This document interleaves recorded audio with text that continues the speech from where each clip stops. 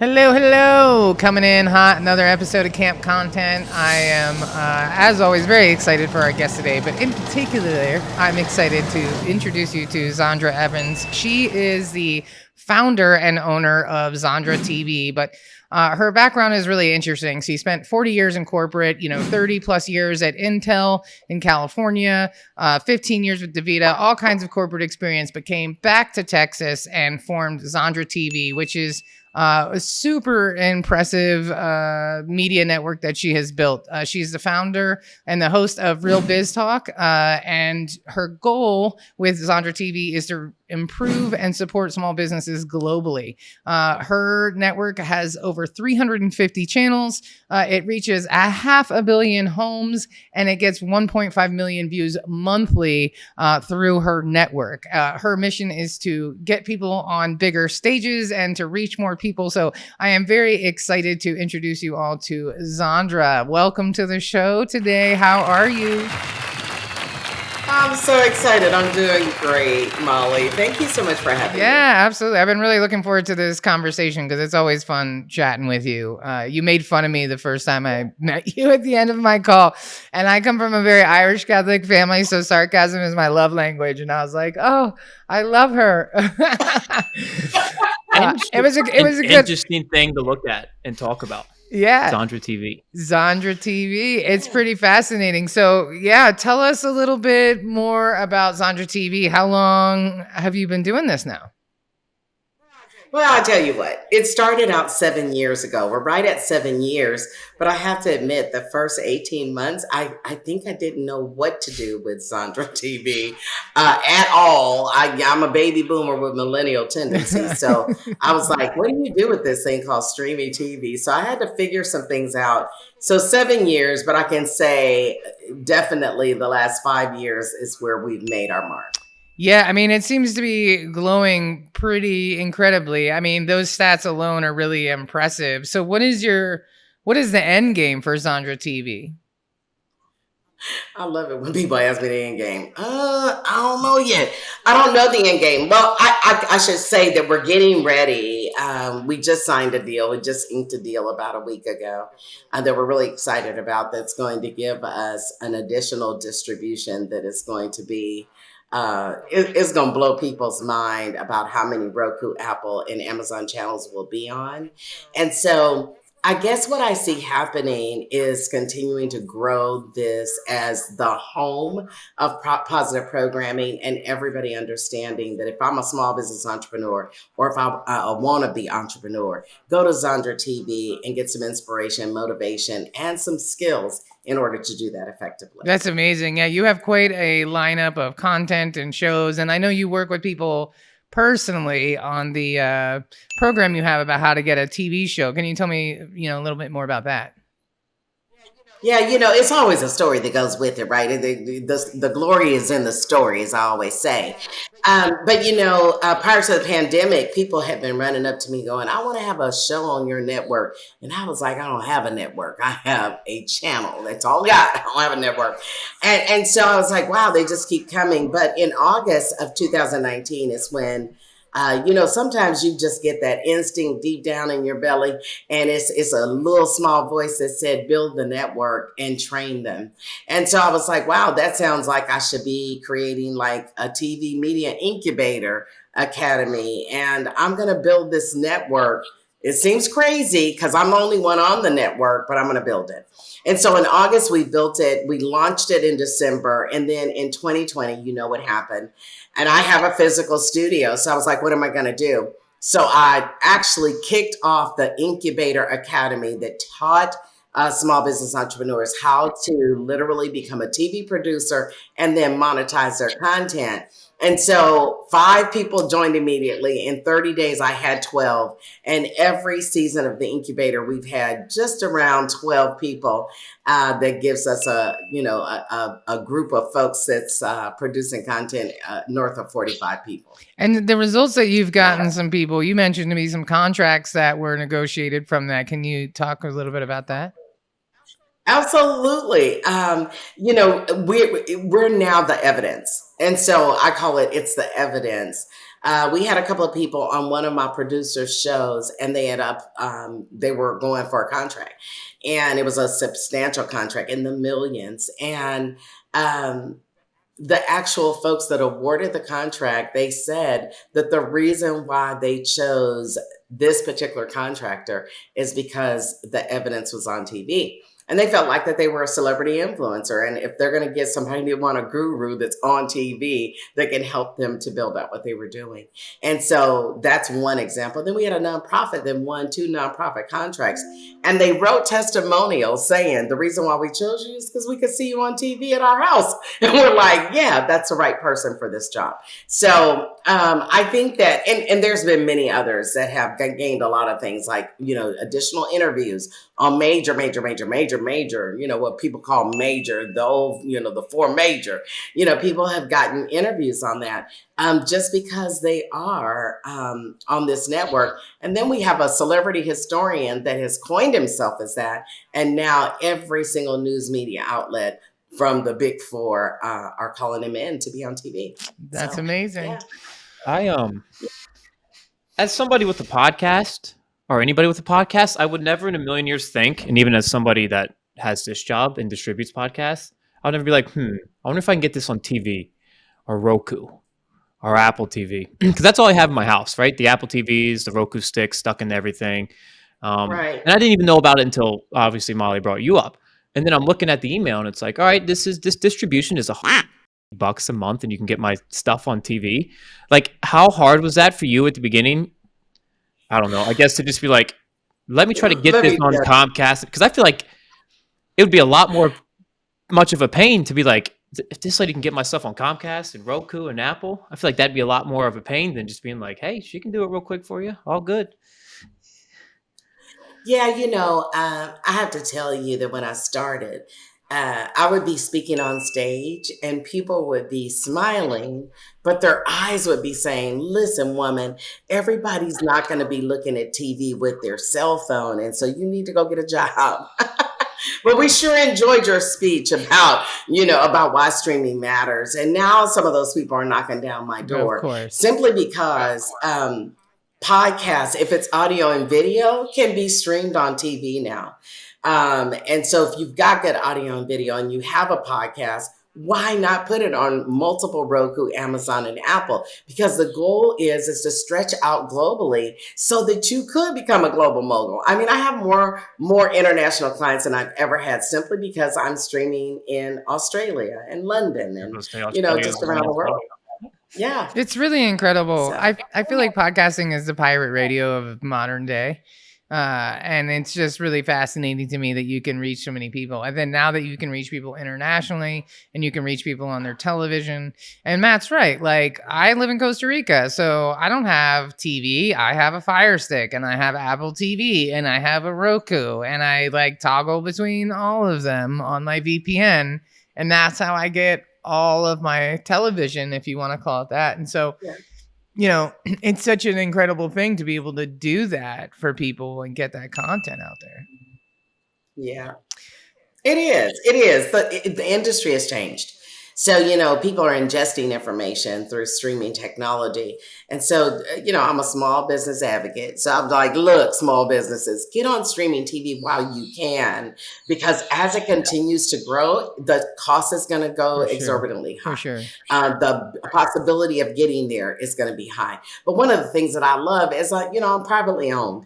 And so because I'm privately owned, I own the content, meaning I own the distribution and I don't have to worry about somebody shutting me down. So it's kind of cool. That is Well, cool. you mentioned industry, and you had said a time previously that a trend that excites you is over the top industry. Could you kind of explain what exactly that is and boils down to? Yeah, over the top industry is just really via the internet. Like all over the top is going to be amazing. But I think what we're going to see in the next year or two is that we're going to see a massive fallout on social platforms that we have been accustomed to. Mm. There's rumblings, and I know that y'all probably read about it and heard about it. There's rumblings. And so you think about all of this rich content. There's some places where there's some very rich content. What will they do? And so they'll need over the top programming. And that is what Roku, Amazon, and Apple is, over the top programming. Not Yeah. over the top, like out of control. That's what I've heard before. Over the top of internet. Isn't that a movie? If you got an internet connection, you can get TV. There you go. I love So, it. And yeah. hey, that's the world we live in now because everybody's got Wi-Fi, and even in developing countries, they're pushing for free Wi-Fi for everybody. So like that's a game changer. And I agree. I think the social media networks are like I look at a lot of websites and a lot of social media profiles with, clients and potential clients and stuff. And, it's like comical almost how little Facebook matters. Like every company has a Facebook page with like 43 likes on it. And the LinkedIn page too for the businesses, mostly useless. Right now, my personal LinkedIn page, I have like 5,000 followers or whatever. The business, it's like 240. It's like you do it just to do it. You post on Facebook to check the box. People have Twitter accounts. They don't even use them, right? Some people are all in on Twitter. Everybody else is like, I post. And you can tell they're just using a scheduler and they're putting hashtags on Facebook. You know what I mean? There's no real return on investment with social media anymore. But it's like you have to have it. But it's, if you're a life coach or something, depending on your industry, that you might have more return from social media. But if you're a business that works with other businesses, it's a waste of time. Yeah, I don't know. I don't know about that, Molly. I think if you're a life coach, you need to be on TV. You know what? I'm a certified coach. So I got certified through one of the grandest coaching certification programs ever. I'll give a shout out to IPEC today. I did that probably 10 years ago.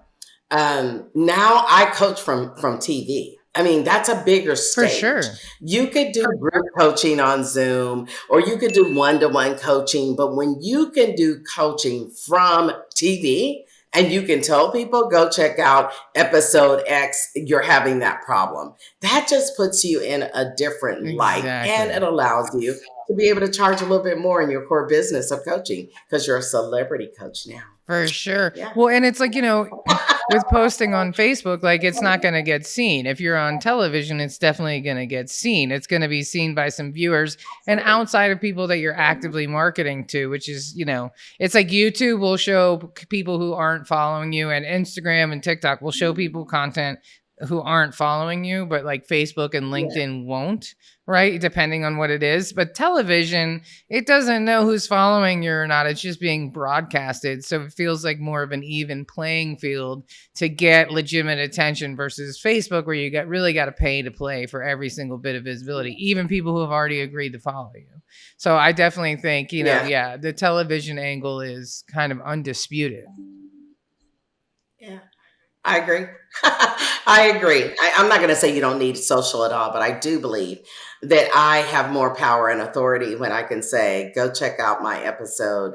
And, because we built a web portal, we decided when we built TV, we're going to build a web portal too, so that you could have your distinct URLs. Stop promoting on all of these social platforms and promote to yourself. Like, go check out my episode on TV. Go check out my interview on TV. Go check out my video directory listing, right? Drive people to where you own it and can get people into your funnel. Agreed. Yeah, because that's the best thing about having a good website. I mean, that's ultimately what social is, right? Is to drive people to someplace that you own and not just to that platform, because anything can change or it can get banned overnight. You never know. Anything is possible. So, it happened to me. Interesting. Well, yeah. Well, and TikTok might not even be around, or maybe it will. Like no one really knows. So it's an interesting place to put a lot of energy into, because it might work, it might not. What is the thing that you're the most excited about for the next quarter in your business? I know that it's an interesting time in the world, and some people are getting laid off, and other people are making cuts, and other people are making massive advances. So what are you excited about? I am totally excited about this new contract. This new contract that I signed is going to give us 100 more channel potential on Roku, Amazon, and Apple. I'm really excited about that. It absolutely will then just kind of put a nail in the coffin that I've got the biggest distribution on streaming TV. And so I'm excited about that. And part two of that piece is we have been, my leadership team, we've been working on really re-engineering and figuring out, okay, this is what we're going to do for small business, because I'm a small business advocate and I never want to leave that behind. But I think we got some real great opportunities now with this additional streaming to be able to go after major companies for sponsorship and for commercial ads. And so we're excited about what's getting ready to happen I there. love it. So let's talk a little bit more about coaches having the ability to make more money, because I think that's something that is quite the angle for sure. You know, if you have bigger distribution, better relationships, then it's easier to negotiate sponsorships, things like that. So how have you seen that play out? Like, how do you advise coaches and other business owners on that regard? Yeah, here's the thing. I teach about in the incubator. We talk about who is your avatar. People talk about avatars, but I still hear people saying, I service all women. No, you No, don't. right. Let's narrow that thing on down.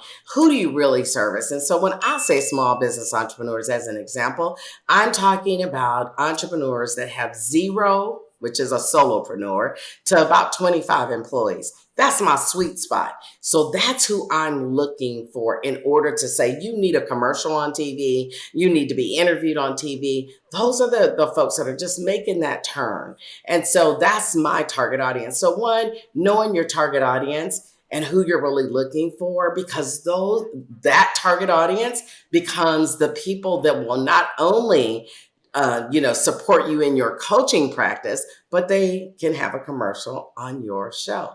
Wouldn't that be amazing? So you got to know who your avatar is so that you can go after those commercial dollars that will build your business. But in the core of your business, people pay more for people that are on TV. I don't know. It's just something about being able to go to your house and turn on the TV and you go like, oh, well, there's Zondra. It just, okay, I want her to coach me. I mean, it's just that celebrity thing. And so you get to charge a little bit more in your base dollar because you are on TV. Yeah. I mean, I love that. And then how has for the podcasts that have come onto your network, what kind of results have you seen from that? I think it's been good, but here's the thing. So, I have to I'm just transparent and to the point. Most podcasts don't really film for TV or commercials, I should say.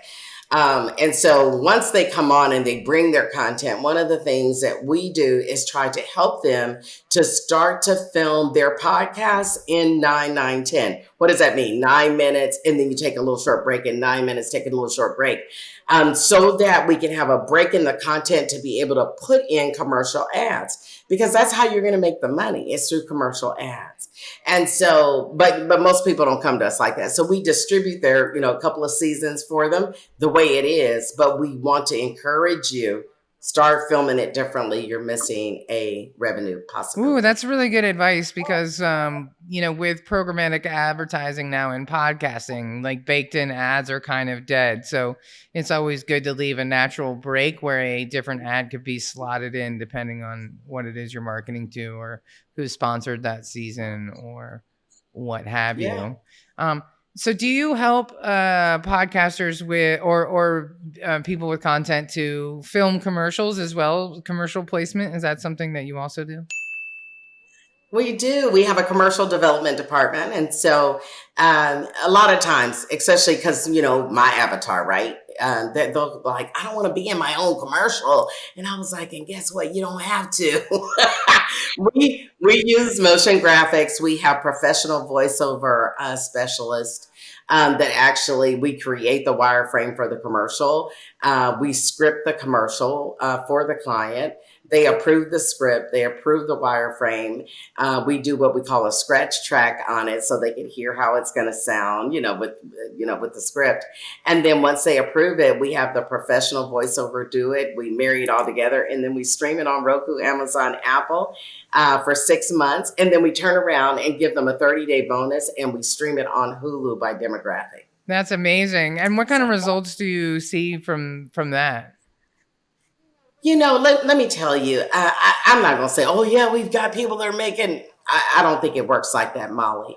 There's too much content out here today. What I can tell you is 15 to 17,000 people will see you in 30 days. I can almost guarantee that. But the thing about conversion, people have to see you 20 to 25 times now before they say, you know what, I'm going to go with Zondra. And who knows better than me? I wrote a press release about me and my business every 10 days for 18 months so that it would be undeniable, Zondra TV and Zondra Evans, right? I take over the internet, not because my name is Zondra, it's because of what I have fed into Google. So to me, that it's not one and done. You got to keep doing this thing. So one commercial might not get you a client. It may get you a client. I'm not really sure, but I know that you have to do something to get into the digital game. Consistency is key. That is for sure. So, wow, that's pretty exciting stuff. And then how do people find that content on Roku? Is there like a podcast channel on Roku? Like where does it all live exactly? Or is it at your TV channel? It lives in the category that you choose. So we've got categories just like on any other TV, right? Drama. Well, ours isn't drama. We have business, we have finance and money, we have faith and inspiration, we have entertainment, and now we have the Author's Corner. And the reason why we created the Author's Corner is so many authors are coming to us going, we want to be interviewed on TV. And then they turn around and go, and we'd like a book trailer created by your commercial department. So we're creating book trailers left and right for people with books. And so we wanted to be able to have a category where we can place their content on, number one, but then they also get placement on, in our other categories, under business, under, finance and money. And the proof is that we send them a link and say, hey, go to the 9-minute mark on this particular show and you'll see one evidence of your commercial being streamed on Amazon, Roku, and Apple. That's pretty cool. So to talk about, camp content marketing, how have you seen, because I see you're very active on social media for sure. Like your LinkedIn is always pop. Your LinkedIn business page probably gets a lot more traction than mine because I've posted on my personal, but you're very active on social and you seem to really be helping people with that messaging. So how have you used content marketing in your own business to promote what you're doing with Zondra TV? I believe I'm the content marketing queen, but I also think I may be the repurpose queen. I too, because I repurpose content. If you've got video that's 3 years old, you can use it again. Right. And so I use a lot of video that I've had for many, many years. But it's back to it's not one and done. You should be posting on social media 3 or 4 times a week just to become undeniable. The beautiful thing is now posting on social, guess what? Google picks that up. So your videos and every video cannot be with your phone, y'all. You have to do some professional video as well with nice lower thirds and things like that. And so that's what I promote people to do. Hey, you got to do professional video. You got to do some selfie kind of video too. But you also have to have a consistent message. And I believe it's give, and receive, not give, and ask. It's give, and receive. And so that's my methodology. I want to give you some information. And then normally out of that, I receive people to come and hear more specific details about streaming. Amazing. You really got it together over there, Miss Zondra. Let me tell you, you are a wealth of knowledge. You're probably the busiest person I've ever met, too. You stay... Well, the amount of just like one-liners I've picked up. Like good quotes. Yeah. Like give, receive. There's one earlier. It's all good stuff. It's all great stuff. We're going to have to we'll clip them. We'll make them into socials. And then boom, just one-liners out of the... Exactly. Yeah, we're going to make a bunch of content for you to market this episode.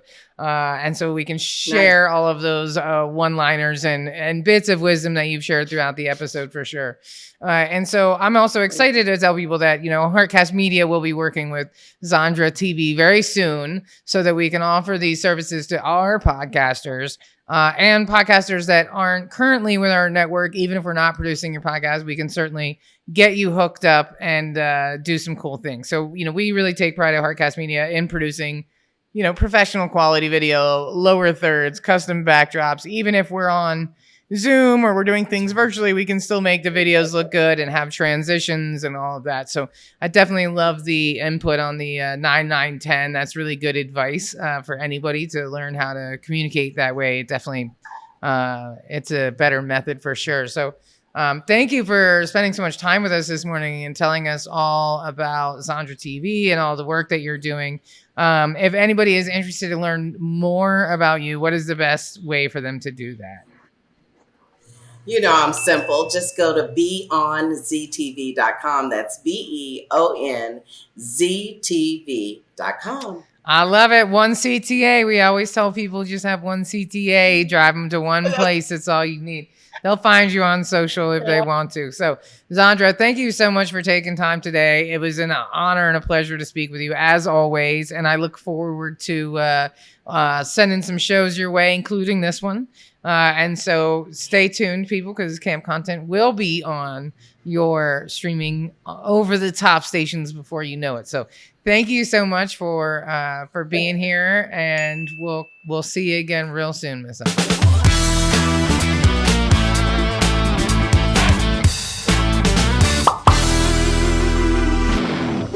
Produced by Heartcast Media.